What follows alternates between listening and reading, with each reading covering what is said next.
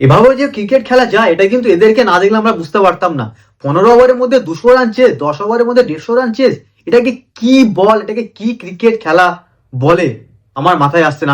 আমার লাইফে আমি অনেক ক্রিকেট ম্যাচ দেখেছি, কিন্তু এই ধরনের ডমিনেট ওয়ান সাইডেড 200 রান 15 ওভারে, 150 রান 10 ওভারে, পাওয়ার প্লেতে 90-এর ওপর রান, যেখানে 0 রানে 1 উইকেট পড়ছে, অসাধারণ, দারুণ ইন্টেন্ট, কোনো ফালতু শট নয়, মানে ক্লাসিক শট, ক্রিকেটীয় shot. Abhishek Sharma, Suryakumar Yadav back to form, Suryakumar যদি ব্যাক টু ফর্মে আসে তাহলে কিন্তু কোনো ব্যাটসম্যানকে তার ধারে কাছে আসতে দেবে না, কারণ ওর কাছে সব শট আছে। আর ক্যাপ্টেন যদি কনফিডেন্ট থাকে, রান বানায় টিম অনেক দূর যায়, এটা আমি এর আগেও বলেছি।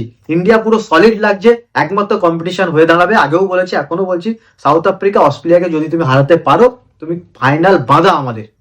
রবি বিষ্ণু দারুণ ব্যাকআপ, ঈশান কিষান দারুণ ব্যাকআপ, সঞ্জু স্যামসন রান না করাতে কিন্তু ঈশান কিষানের জায়গা পাক্কা হয়ে গেল। পরের ম্যাচে তিলক বর্মা 3-এ, ঈশান কিষান ওপেন খেলছে।